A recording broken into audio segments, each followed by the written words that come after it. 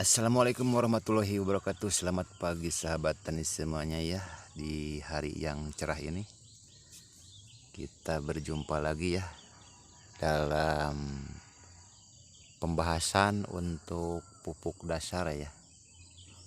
Pupuk dasar untuk persiapan tanam budidaya cabai. Sebelumnya terima kasih yang sudah subscribe ya di channel saya Ridwan Alay. Dan yang belum mohon dibantu untuk perkembangan channelnya. Oke, kita lanjut ya. Pengolahan lahannya, kita akan membahas tentang pengolahan lahan. Yang pertama saya mengaplikasikan dolomit ya. Sudah dicangkul itu dolomitnya disebar rata dulu ya. Disebar rata kurang lebih kalau untuk 1 hektar itu dosis untuk dolomitnya kurang lebih 4 ton ya. Tapi tergantung si tanahnya, kita nanti dicek dulu pH tanahnya baru kita aplikasi dolomit ya. Yang standarnya 2,5 ton sampai 4 ton ya. Kalau misalkan Anda lahannya kurang dari 1 hektar, tinggal dibagi aja ya, dari 2,5 ton ataupun 4 ton dibagi sekian roll ya. Kalau untuk kapasitas 1 hektar itu kurang lebih pasnya itu 10 roll mulsa ya. Oke, itu tadi yang pertama ya, harus dolomit untuk menetralkan pH tanah. Dan tentunya yang kedua itu pupuk dasar ya. Pupuk dasar. Untuk pupuk dasar saya menggunakan kohe ayam ya, ataupun pupuk organiknya menggunakan kotoran ayam ya, yang dicampur dengan sekam. Kalau di sini tuh bahasa pupuknya itu postal ya. Ya, yang dicampur sama sekam padi itu. Lalu disebar di bedengan dan diaduk dengan tanah supaya tercampur rata ya, ataupun homogen.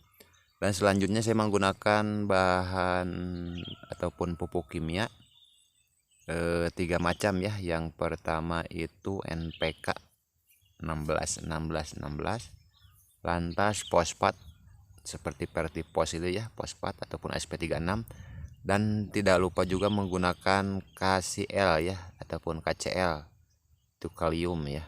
Itu untuk pupuk dasarnya. Itu untuk 1 hektar kurang lebih 7,5 kintal.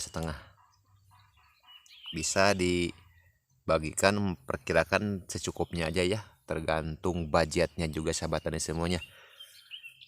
Terus kemudian pupuk kimia itu ditimbun ya. Sebelum ditimbun saya kasih itu dulu apa, dekomposer ya. Ini sebelum ditimbun tanah, si pupuk kimianya enggak dicampur, karena tadi yang dicampurnya itu pupuk dasar kohe ayam ya. Di atasnya lantas ditaburkan pupuk kimia yang 3 tadi. Dan sebelum ditimbun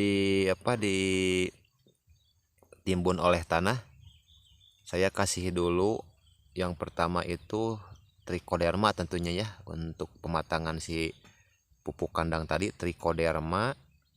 Lantas saya kasih EM4. Yang ketiga saya pakai asam humat ya. Dan yang keempatnya molase. Karena itu sangat penting, karena untuk mematangkan pupuk kandang tersebut ya. Jadi saya memfermentasi pupuk kandangnya di dalam mulsa ya, ataupun di dalam bedengan. Itu setelah itu disemprot ya, yang setelah ditabur pupuk kandang dan kimia tadi, disemprot dulu sama 4 bahan tadi ya. Sekali lagi, trichoderma, EM4, asam humat, sama molase ya. Berarti 4 macam itu dikocek di tangki ya, ataupun dicampurnya, disemprotnya ke tangki 16 liter ya. Untuk dosisnya bisa dibaca di kemasan ya. Kalau untuk dosis bisa dibaca di kemasan. Selanjutnya setelah disemprot itu langsung ya, jangan kelamaan, langsung disemprot, langsung ditimbun oleh tanah biar gak kepanasan. untuk mematangkan si pupuk yang belum matang tadi. Jadi istilahnya fermentasi di dalam bedengan. Itu 4 bahan ya. Kunci sukses pematangan pupuk kandang di dalam bedengan. Selanjutnya ditimbun tanah, lantas di mulsa ya. Ini saya nggak punya videonya karena saya nggak ada ya,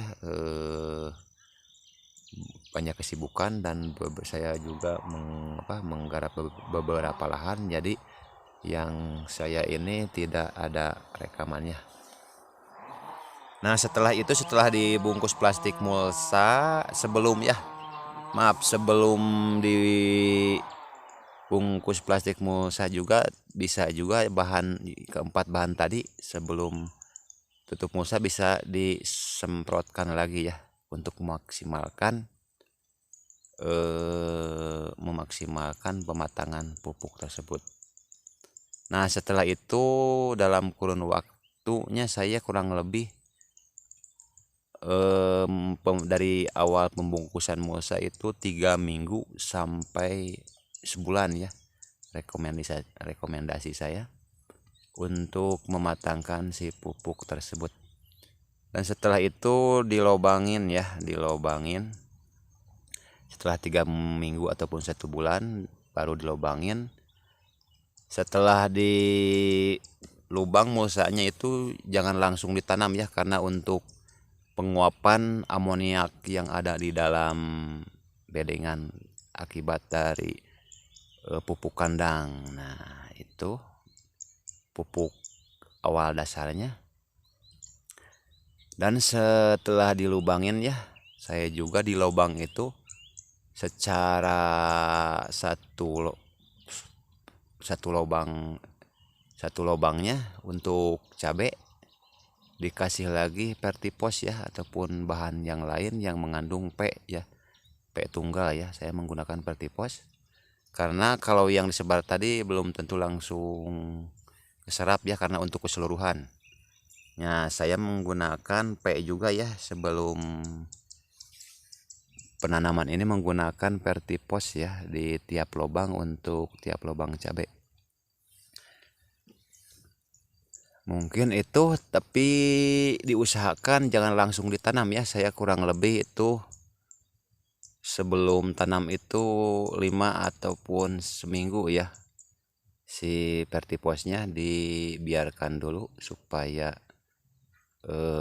menyatu dengan tanah, lalu setelah 1 minggu saya bisa ditanam. Nah mungkin itu kuncinya ya untuk supaya perkembangan cabai lebih maksimal dan tahan dari penyakit. Kenapa saya menggunakan P? Karena unsur P itu ya, unsur P itu nanti kegunaannya untuk akar ya, untuk memperbanyak akar juga dan memperkokoh batang pohon. Oke, ini contoh bibitnya ya. Ini sudah pas untuk waktu tanam. Oke. Mungkin itu ya rekomendasi pupuk dasar agar si cabai nantinya subur dan sehat. Oke. Dan selanjutnya ini saya akan memperlihatkan cara tentang penanaman ya. Tentang penanaman ini penanaman cabai yang baik dan benar. Oke.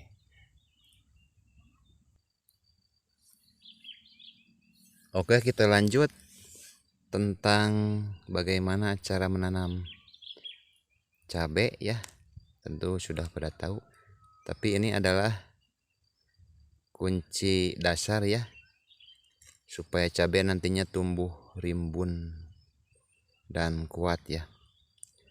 Ini seharusnya, ini kan polybag ya, ini harusnya di atas polybag ataupun sekian senti ya, kurang lebih 2 ataupun 3 senti, si batang cabai ini harus tertimbun oleh tanah ya.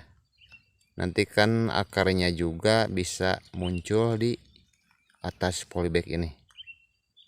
Seperti ini contohnya ya sahabat tani semuanya. Nah, kurang lebih gitu. Karena ini juga faktor menentukan ya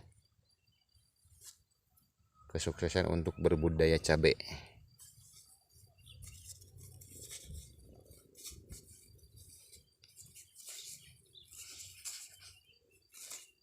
Jadi si daun pertama masih kelihatan ya, ini daun pertamanya ya. Oke.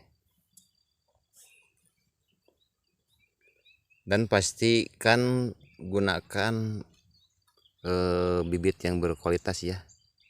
Kebetulan saya juga jualan bibit siap tanam. Dan ini contohnya ya, ini sudah kuat, batangnya juga keras ya, tidak mudah meleleh. Oke.